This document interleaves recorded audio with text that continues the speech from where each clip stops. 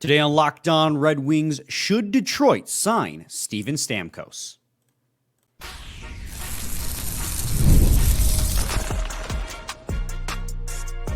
You're Locked On Red Wings, your daily podcast on the Detroit Red Wings. Part of the Locked On Podcast Network, your team every day.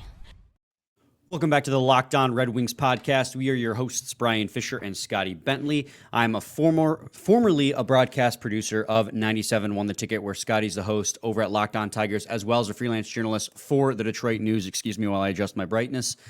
And on today's episode, guys, it's going to be pretty straightforward. We talked about this a little bit last week after the shocking trade of McDonaugh back to Tampa Bay from the Nashville Predators, that we would want to have an episode. We were going to have this episode regardless, but this kind of sped up the timeline on talking about the possibility of acquiring Steven Stamkos. And the reason why we were putting it off for a while is because prior to that McDonaugh trade, right, Scotty, I was in the camp at least that there's no way he's leaving Tampa Bay. Like, he's going to be a Hall of Famer. He's going to have his jersey retired by that organization. Like, he is, he's been the face of that organization since the early 2010s.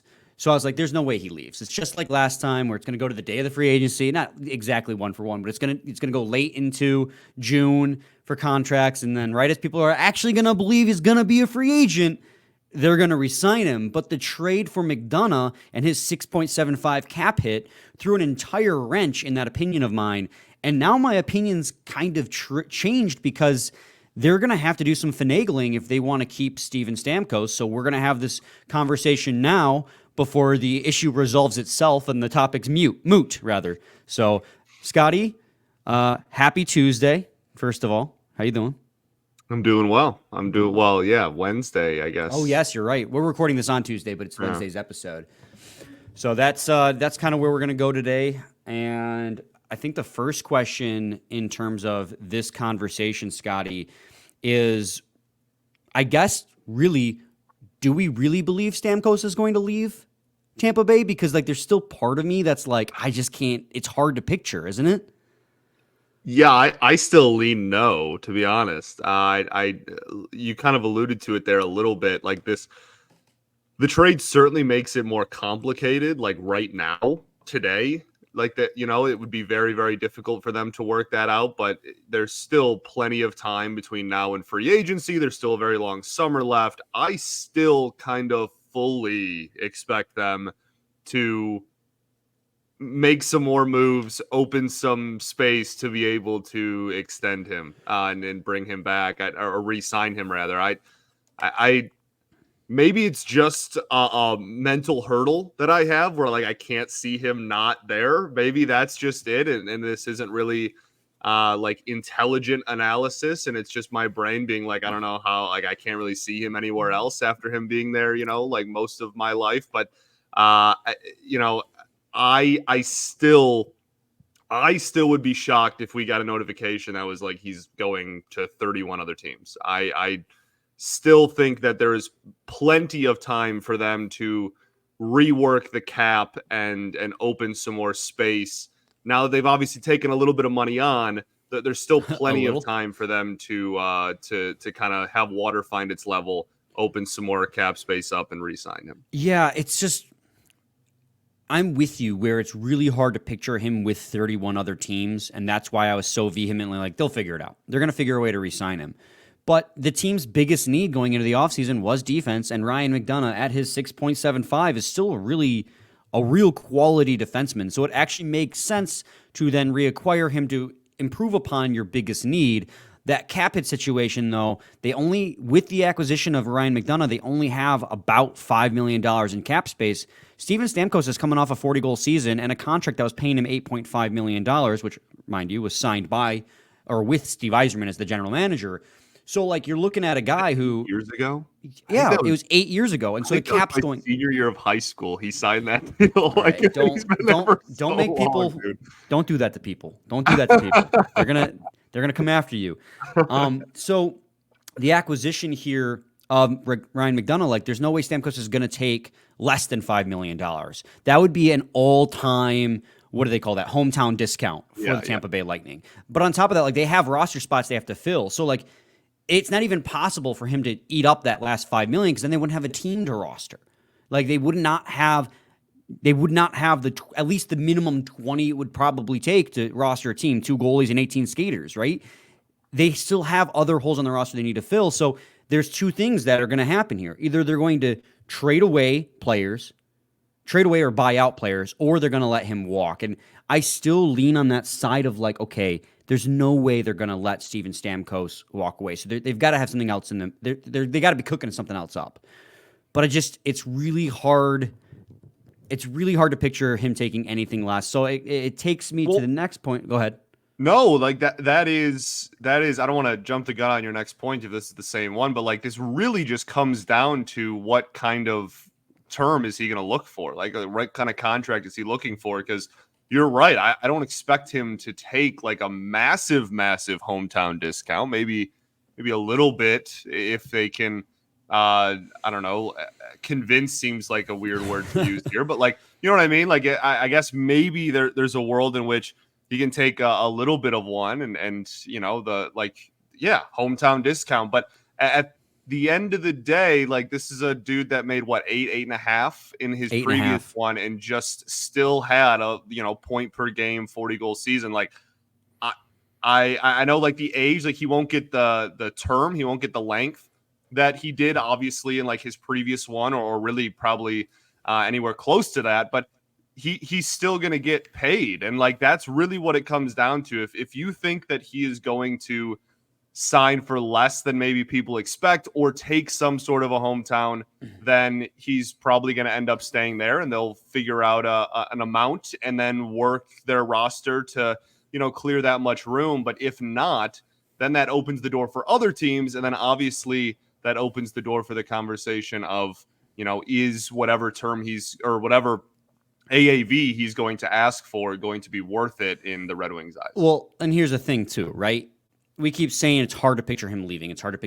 But this is also an organization that has kicked to the curb other franchise greats. Well, the last 3 years alone has just been a steady decline from the back-to-back Cup teams. Well, you even look back to the early 2010s when Yzerman was in charge, right? Vincent Lecavalier, Martin St. Louis.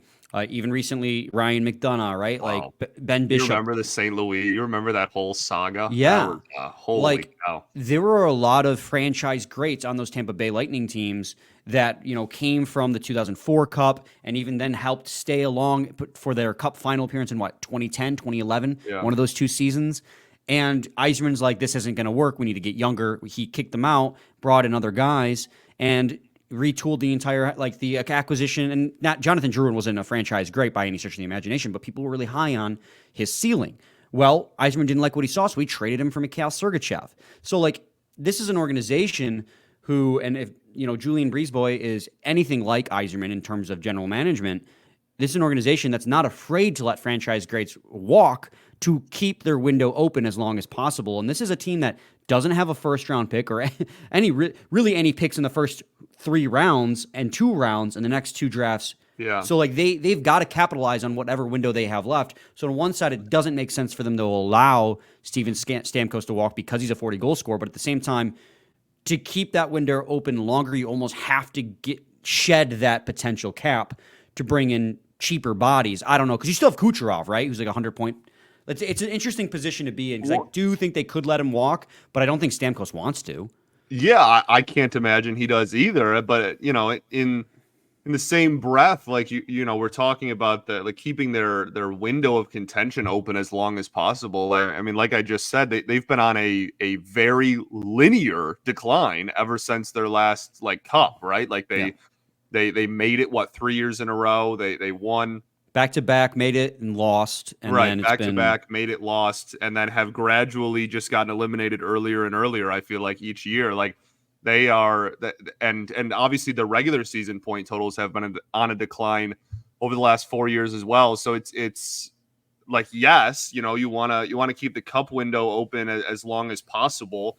But then you get into, depending on how nitty-gritty you want this conversation to get, then you get into, is there even really a true Cup window right now? How is, obviously keeping Stamkos would be a huge deal, but, they need to get back over the hump because I feel like they're on the wrong side of it right now. And, but but then like you also feel like if they knew that and they knew that they were going to be in that position and they were aware of it, then they would have tried to trade more pieces instead of letting them walk for nothing. It really is a wild conversation, as you can tell. And then, so in segment 2, the pretty clear next step is if he does walk, like, does he fit the Detroit Red Wings? You know, what are the pros and cons? What does he fix and what hurdles does he create? So stay tuned for that conversation in segments 2 and 3 of Locked On Red Wings. It's winner take all time in the NBA and NHL, and FanDuel is giving you a shot to bring home a big win of your own. Right now, new customers get $150 in bonus bets with any winning $5 bet. That's $150 to bet on spreads, money lines, player props, and more. Visit FanDuel.com/lockedon and make every playoff shot count. FanDuel, America's #1 sportsbook. Segment 2, Locked On Red Wings podcast. I know we kind of rambled a little bit in segment 1 about, you know, the weird situation in Tampa Bay, and you guys probably want to talk about the fit here and what he could do. So we'll get to that now here in segment 2. And Scotty, I mean, that's just simply it. Like, does he fit with the Detroit Red Wings? What issues does he solve on this roster? Well, I mean, yeah.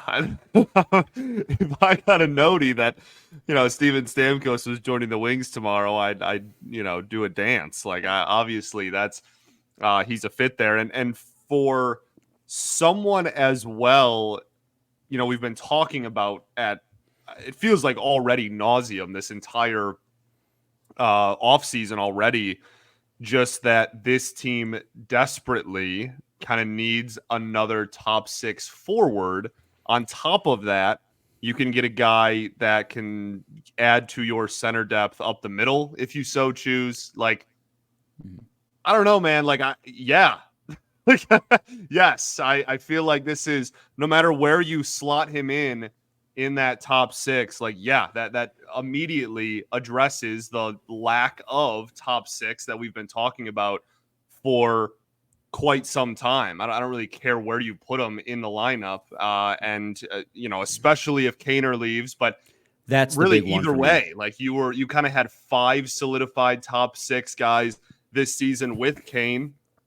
So, like, yeah, yes, I find it hard to believe that anyone's going to be like, no, we don't want Steven Stamkos on our team. That's the thing for me, right? Like, we believe, you and I believe, are leaning more towards Patrick Kane is leaving rather than staying.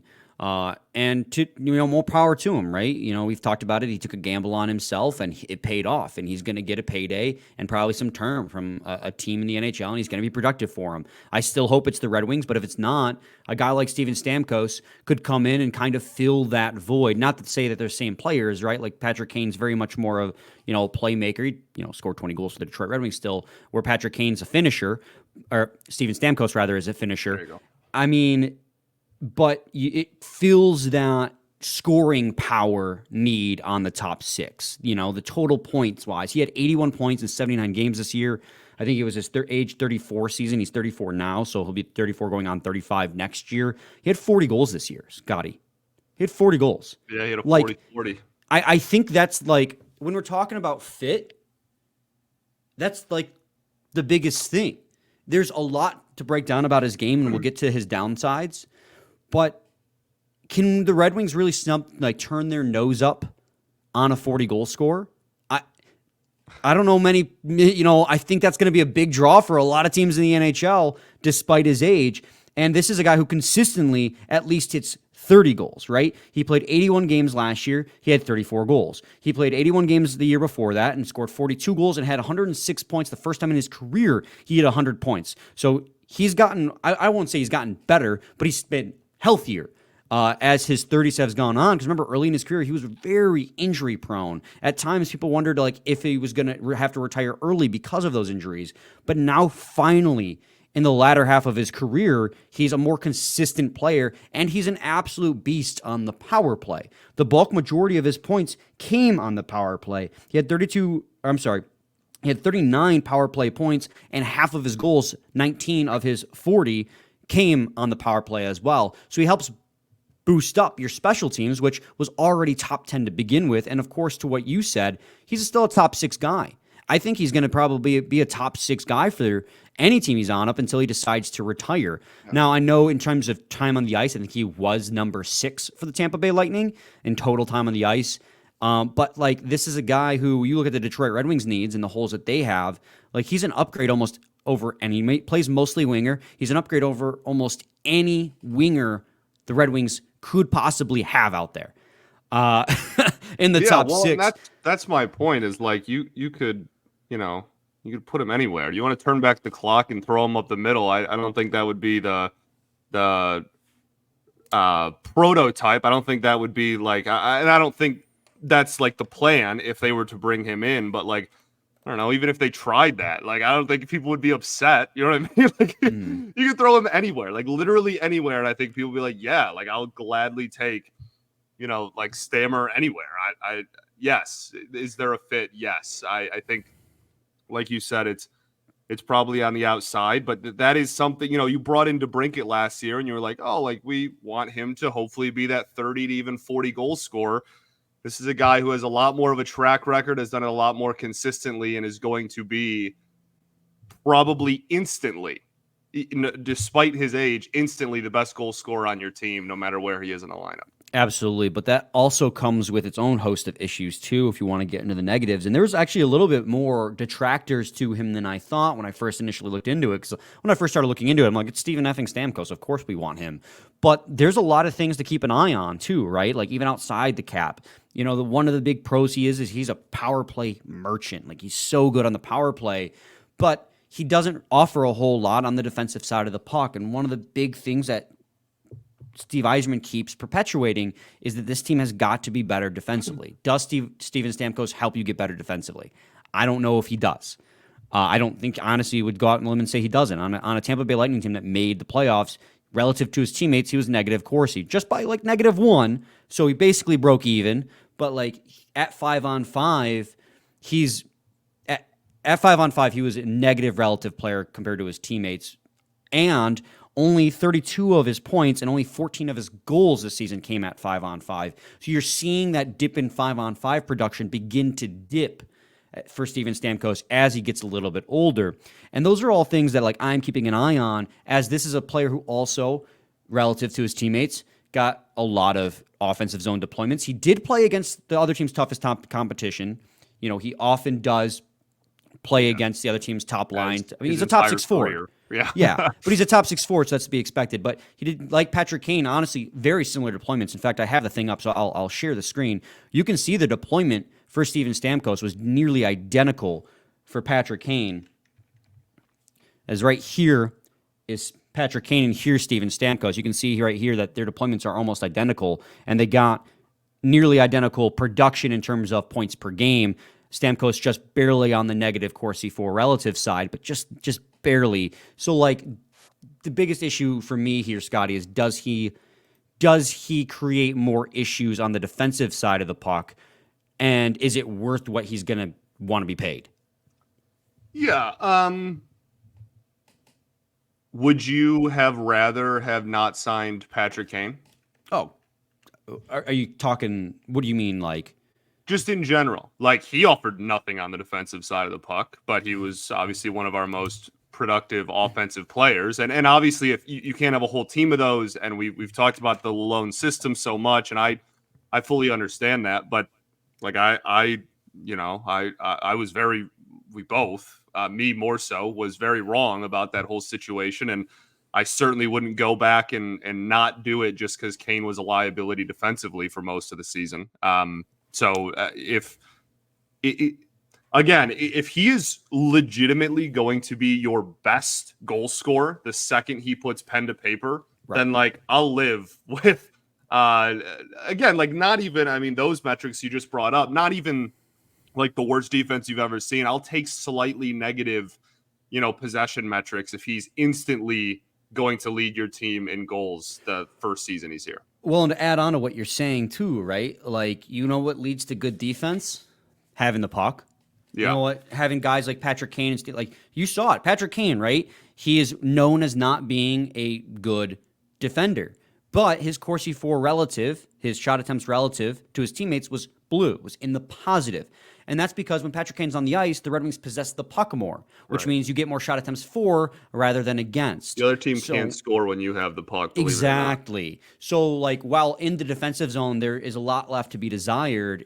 That comes into play a lot less when you have that player's on the ice in the offensive zone with the puck. Right. So, that's all completely fair. We had to take another quick break, and when we return, we'll talk about like possible contract and term, because that's honestly, when it comes to this conversation, that's my biggest concern. The defensive side stuff off on the ice aside, it comes to term and value of that contract that would worry me the most, the biggest hurdle to cross. So stay tuned for that in segment 3 of Locked On Red Wings.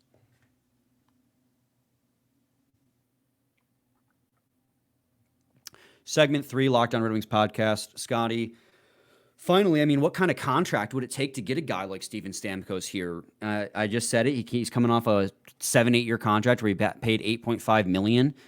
Cap's going up. I mean, you're only going to have about, we say all the time, like conservatively $12 million to play with, and you have holes you need to fill on the roster outside of Seider and Raymond. So what are you gonna do? Well, that is the $1 million question, or $8 or $9 million question. Again, his last one was the 8-year, 8.5. I mean, you can start with term. Obviously, he's going to take he's not going to get that long of a term, even close to that long of a term this time around, pretty obviously. But the AAV is the biggest question, man. With the cap going up, and with still the fact that he was a 40-goal scorer, and the fact that in 2016 he signed an 8.5, I can't imagine that it's his price tag is just going to plummet. You know what I mean? Like right.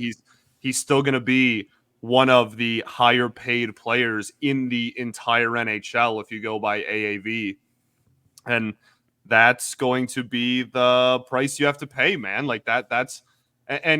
Yzerman's not a big long-term contract guy anyway. So if it's just, 2, 3, 4 years, maybe at most is kind of like where my head is at. But I think it's probably more likely to be, I'll say 3, give or take a year. Like I think that's the kind of price you have to pay. And if he does go over that, then I think the Red Wings probably take a step back. And I can't imagine Yzerman's going to fork over, 4+ years. And that's exactly it, right? Like, I'd love to have Steven Stamkos here just because of the goal scoring that he would bring. He'd make the top 6 instantly better. But when you combine his age with the fact that this team is getting into an area where you have to pay attention to the cap, and they're getting into an area where you want them to have more success, he would make them a more successful team in the short term. But is he going to be capable of having the success into his late 30s like guys like Crosby and Ovechkin have, or even Patrick Kane, right? Who's 35 now, who's still very good. Is he going to be able to continue to do that in the latter half of that contract? Because, I mean, for me, it's like, I'm like with you. I'd be like $9.5 million because the cap's going up. He's going to get a pay raise at like 2-3 years. But that's not realistic, I don't feel.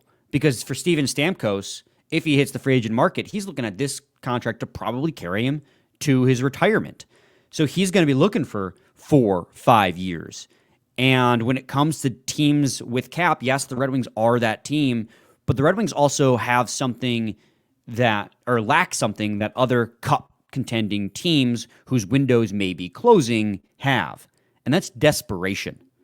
The Red Wings aren't desperate to win a Stanley Cup yet. They're trying to open that window, make the team a yearly playoff team, get deeper in the playoffs. They're trying to open that window.